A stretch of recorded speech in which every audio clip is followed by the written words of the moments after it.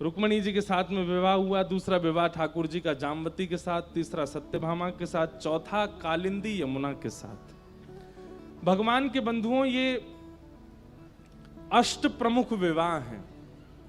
बहुत ध्यान से सुनिएगा। ये आठों पत्नियां कौन कौन हैं? 5 तो प्रकृति हैं, पृथ्वी, अग्नि, जल, वायु, आकाश, और 3 जो हैं ये भीतर की प्रकृति है, मन, बुद्धि और अहंकार।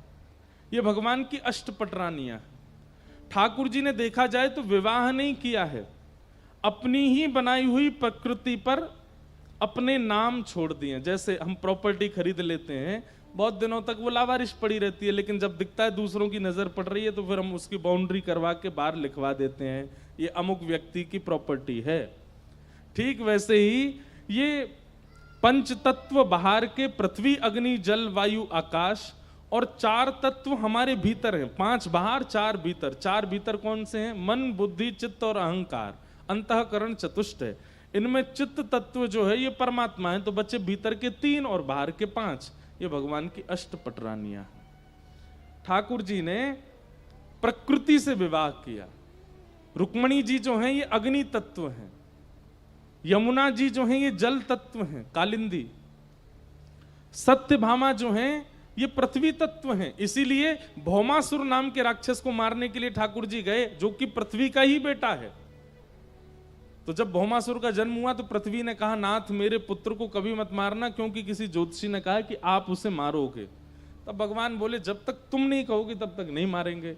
पृथ्वी ही भगवान की पत्नी सत्यभामा बनकर के आई, और जब भगवान भौमासुर को मारने के लिए गए तो सत्यभामा ने ही आज्ञा दी, बोले नाथ इसको मार दीजिए। तब भगवान बोले तुमसे ही आज्ञा चाहिए थी, और भगवान ने भौमासुर का वध किया। तो पृथ्वी तत्व कौन? सत्यभामा। इस प्रकार ये अष्ट प्रकृति भगवान की अष्टपटरानी। अब आती है बात 16,100 कौन है?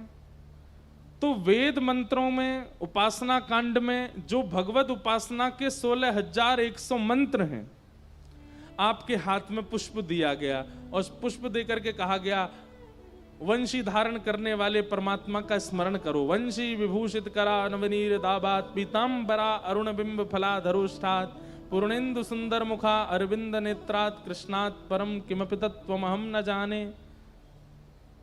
भगवान श्री कृष्ण का स्तवन करने के लिए जिस मंत्र का उच्चारण किया गया, ऐसे 16,100 मंत्र कृष्ण उपासना के, वे सब भगवान की पत्नी बन करके आए, और उनसे ठाकुर जी ने विवाह किया।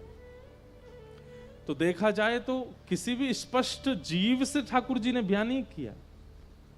अपनी उपासना के 16,100 मंत्र और अष्ट प्रकृति से भगवान ने विवाह किया। ये हैं 16,108 भगवान के विवाह हुए।